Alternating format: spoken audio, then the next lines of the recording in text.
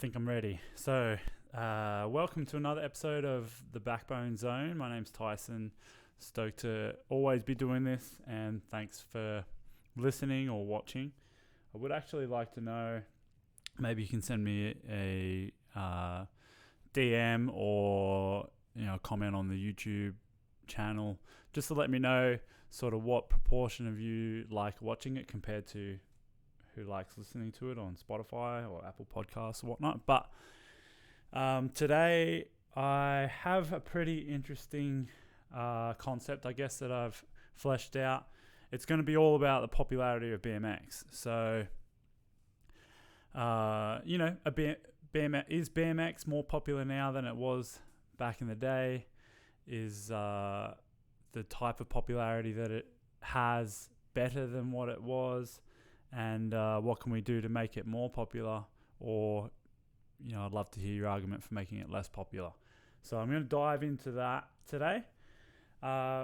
Basically the idea of BMX popularity comes down to how many people are riding, maybe, but it also comes down to how many people can create a job from BMX. So if you think about that, it's not just professional riders. I have a job from it, from having a BMX shop. There's BMX brands that obviously create jobs from that. There's, I guess, skate park builders that would create jobs from the popularity of BMX. Obviously, the popularity of other skate park user groups as well, skateboarding and whatnot. And then if you go down the line, bike manufacturers, videographers, photographers, obviously distribution companies. So in Australia, we get it from distributors rather than from the actual company. There's dirt builders, there's dirt track builders. There's obviously, when you start thinking about the popularity of BMX and the type of things that it will sustain through its popularity, not to mention events, you start to realize that a lot hinges on the popularity of BMX. And we wouldn't see, if let's just take it to its complete end range where BMX is completely unpopular, and that would mean that the majority of bike companies, let's just say that all bike companies cease to exist because it's no longer favorable, and there's only 100 riders on the whole planet that like BMX. I know that sounds like something that could never happen, but hear me out. We've got no new bike parts. We've got no events to go to. We've got no media to watch. We've got no competitions. We would probably stop seeing a lot of the places that cater towards BMX. So the skate parks would stop having features that would be more aligned with BMXs and the way that they like riding particular obstacles. So you're thinking about just everything's dead. Now on the flip side of that, BMX now is the most popular thing on the planet. So if you were to compare that to, say, driving a car, where most people drive a car, and all of a sudden the infrastructure that supports car driving is everywhere. Roads, there's obviously entire events dedicated to watching cars drive around a track. There's always better technology for cars. The possibilities for cars is endless. Now, I know you might be thinking, hang on a second, people drive cars for modes of transport. They don't just drive cars because it's their pastime or hobby. Well, the thing about it is that no one ever really knew that they needed a car until someone came up with the idea that that was the thing that was going to replace the horse. Like, you have to think about, there was a time where everyone rode horses, and there's actually a quote from Henry Ford that I really like, and he said, if I had have given the world what they were after, the answer would have been a faster horse. So the world didn't know that they needed a car. He created a car, and now, 150 years on, give or take, we've got the entire world is based around car driving, and the infrastructure that supports that is incredibly popular. You just don't think of it as a popularity thing, but obviously there's plenty of people there's very few people that ride horses for transport, but there is people that do it. It's just incredibly unpopular. So if you were to use that example, but for BMX bikes, and let's just say everyone in the world owned a BMX, now all of a sudden you're looking at having literally skate parks on every street corner. You would have the availability of bike parts at a much cheaper price, because you would have to think that the quantity of it being built would increase so dramatically that manufacturing costs would come down as it's spread across a huge portion of the population. There'd be events all the time. There'd be full-blown TV shows. You'd go on Netflix and you could watch, a documentary on your favorite BMX rider probably every other week, the same way that stand-up comedy seems to be really popular at the moment on Netflix. Not that I have Netflix, but anyhow. So you're looking at something where it's going to be incredibly beneficial for BMX. Now, with that comes corporate entities that come into a world and say, well, I can benefit out of this because it's extremely popular. And I guess this is where the ebb and flow between corporate and hardcore exists. So I guess if you were to look at, we have to kind of define hardcore, which is really hard because it's a blanket term that's used in BMX a lot.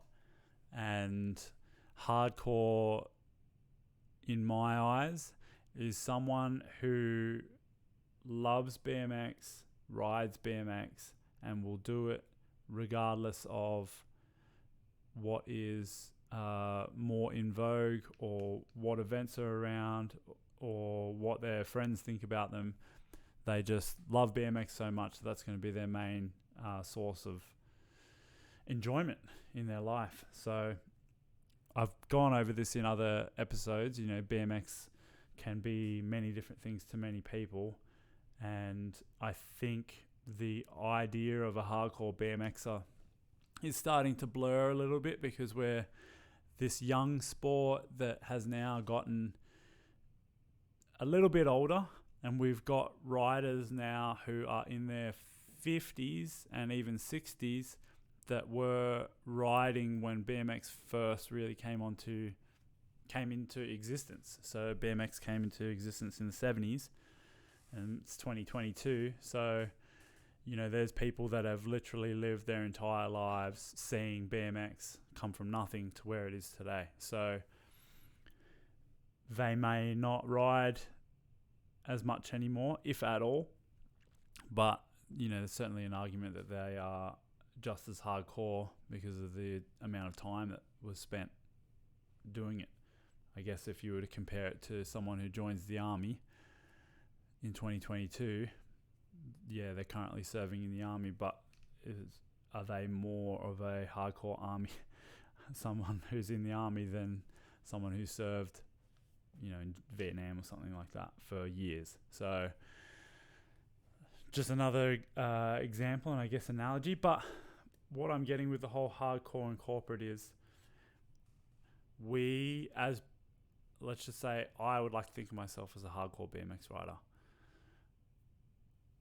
We have to take the idea of hardcore BMX and disassociate it from the idea that someone who rides BMX in events and in competitions are not hardcore. Now, those riders might not like the same type of riding that you like or wear the same type of stuff that you like, but guaranteed they're out there on their bike just as much, if not more, and I'm sure that they will be for a long time.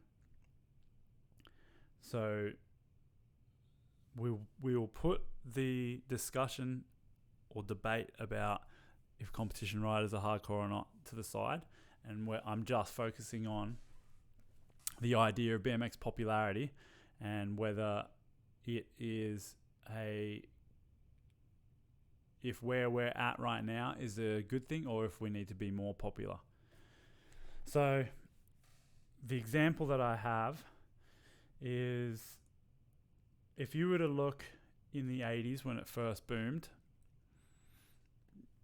so in the 70s it started, in the 80s it really, I guess, boomed and took off, and there was major sponsorships from outside businesses, outside BMX businesses, and it was really popular. Then it sort of tanked in the late 80s, early 90s, and that was when, the riders that just truly loved the sport kept it, I guess, alive by riding and creating their own media and just meeting up in a very hardcore way, So you then head into around the mid-90s, and, arguably the most hardcore BMXer of all time, and certainly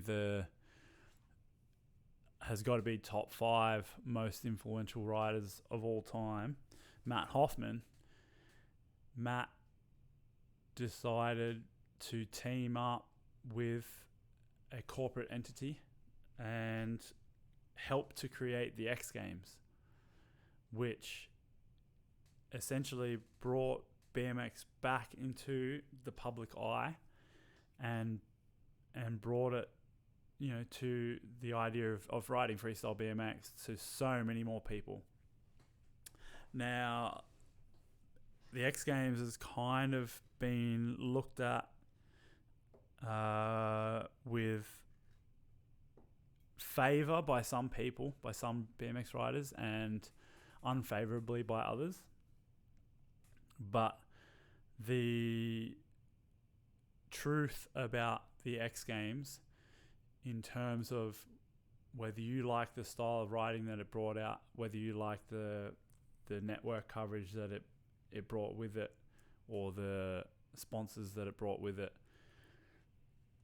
the fact is that it spawned a generation of talented riders being seen by people that lasted for generations. Now, I've said this in the past, but my example with my personal, the way that my life's gone personally, is that I saw Dave Mirra was one of the first riders that I guess took notice of, because I can't even really remember at the time why he stuck in my head so much. But Dave Mirra is essentially the poster boy for X Games. He was a rider that really probably made a lot of riders get into BMX. I would feel like that was the turning point for me when I saw Dave Mirra. I knew about BMX, but when I saw Dave Mirra, that was it. He just did it. He just did riding in a way that made me be so stoked on it. And, I just couldn't stop thinking about BMX pretty much from that point on. So I'm sure that there's a lot of people out there that have that exact same situation. For me, it was Dave Mirra in the late 90s. For other riders that are a little bit younger than me, it might have been seeing, Brett Banasewicz, or who knows, you name the rider that rides in that competitive. Ryan Gutler, was another rider that people loved. Colin McKay, in terms of Australian riders, and Corey Bowen. There was a lot of riders that influenced people, And I, again, am not discrediting the hardcore riders, like the riders that rode for, say, FBM or T1. They were certainly there, but the gateway is opened by those riders that compete and are in the mainstream eye, in the general public eye. So that is what I think about in terms of corporate entities coming into BMX, and they're able to were being the operative word in this, so they were able to create a whole pool of BMXs that then increased the popularity of BMX, incredibly. Now, I've got no idea how X Games is actually doing now, but I would feel I am under the impression that it's waning just a little bit in terms of popularity with the mainstream, potentially because the model is a little bit old school compared to back then. I think a lot less people go to events as like if you were to compare it to, say, watching things on YouTube, and if you were to watch events like the X Games on YouTube compared to, say, watching a vlogger, and then it's hard to know which one would be out-competing one another. I'd be interested to know what you think. I personally think that there's probably more forward-thinking ways to push BMX and just the quote-unquote extreme sports in a different way. But anyhow, so with the X Games popularity and that corporate entities coming in and I guess supporting BMX, it's turned it into being able to make it a career for some. So, there's some riders now that are full-blown professional BMX riders. And even to compare it to my example before, the popularity of BMX allows BMX shops to exist, like Back Bone. So if BMX wasn't popular, then Back Bone BMX wouldn't exist. So to a degree, it needs to be popular. But the thing about professional BMX riders that make it a career is it's literally the 1% of the 1% of BMX riders. So the top 1% of BMX riders, in terms of skill, there's probably only 1% of that 1% that creates enough money for them to live as a professional BMX rider. The perfect example is if you look at the guys that ride for Backbone, riders like Chris Hardy and Will Gunn, Johnny McKellar, they're some of the most talented BMX riders I've ever seen in my life, but they all work jobs. And I think that's actually important. It's kind of what I would say my next point is that hardcore riders, or the riders that don't make BMX their profession or don't have something to do with BMX making it their profession, they are the most important part of BMX. So I guess to go to another car analogy, if you were to think about the difference between Elon Musk, who is the owner of Tesla, and a car driver, it is the people that drive cars that dictate where the cars are bought. So Elon Musk, he is making a lot of money from making cars, but his cars are only sold because of people that drive cars. So it's the hardcore when I say hardcore, it's the everyday BMXers that support the BMX scene, not the other way around. So while I think it's really, really important that there are professional riders that get paid for a living, I do not want to undersell or value the idea of everyday BMXers. You know, they are the people that make the world go round. It's like the same idea in business, where if there was no one buying milk at the shops, then what's the shop doing? You know, the shop is there to serve the people, and the people will dictate what they want. So it's a really interesting idea, the everyday BMXer now being in this position where they can dictate where they want to see BMX to go. And I think this is where we are at. We're in a similar sort of position with BMX popularity at the moment. So if you were to look at what Matt Hoffman with helping to create the X Games, you could argue and say that was one of the most important things that a BMX rider has done in the history of BMX to date.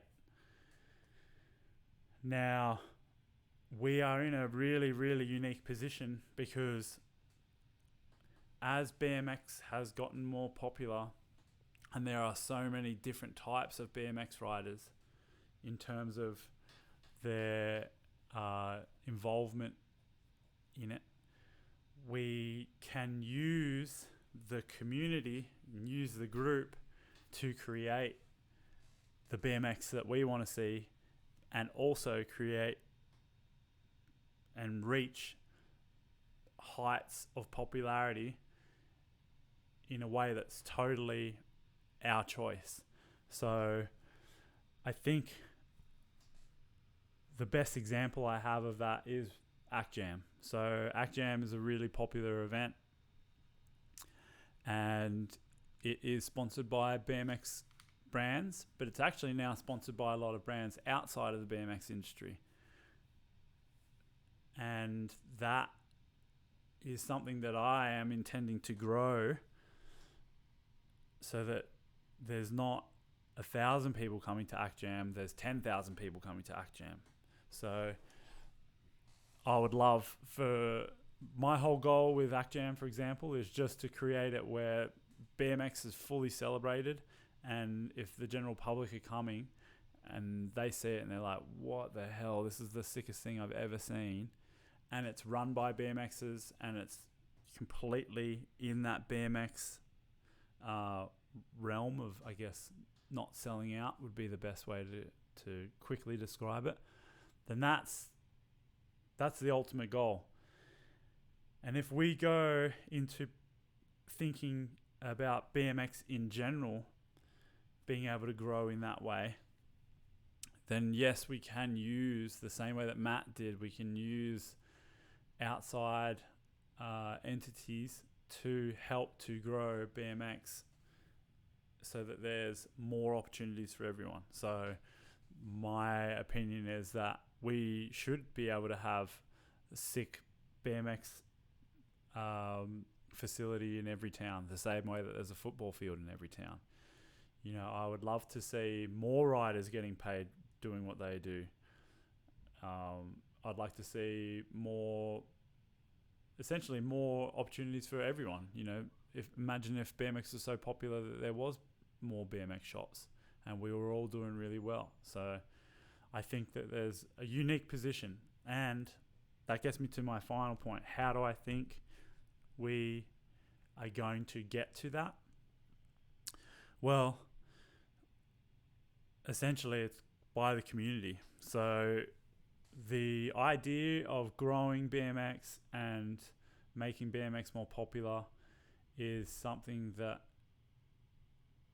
it's been discussed before in the other podcast, but the club Back Bone that we created, that's essentially to just bolster, you know, the BMX community and grow BMX and make it more popular. And when I say more popular, like, we've got to realize that popularity is going to be a good thing here, because we have the opportunity as members of a localized group of BMXers, which is Club Backbone, to all have a say in the way that we want to see the future of BMX go. So,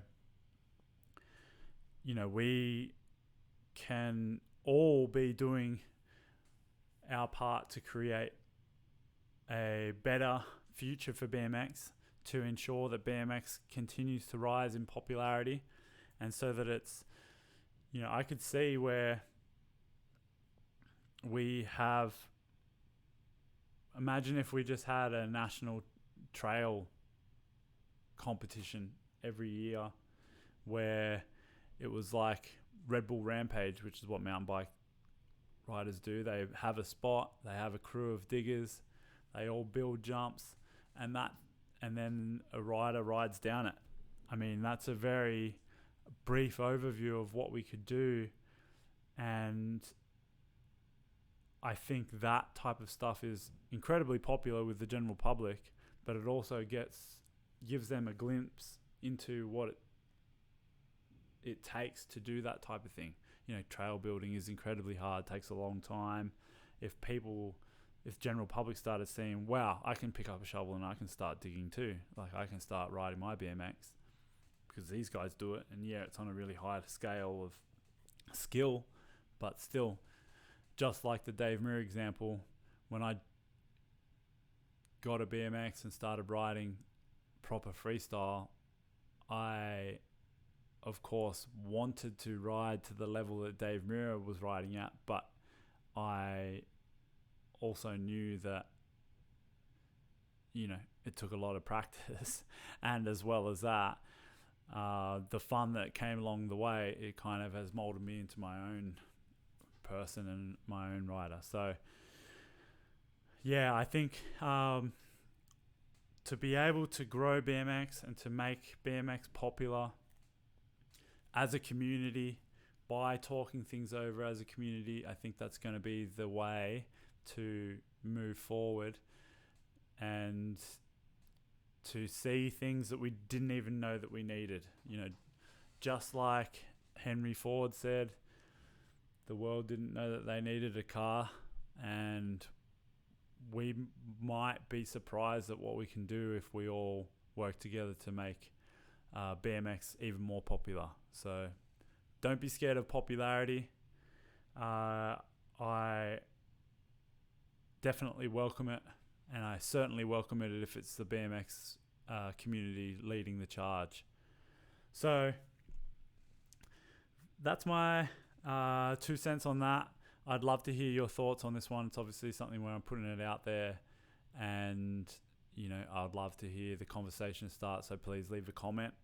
Let me know what you think on the YouTube channel, or send a DM or something like that, or an email. Club Back Bone memberships, they're available actually, so just bring it up. So if you just go to backbonebmx.com, and then on the side here there's just Club Backbone,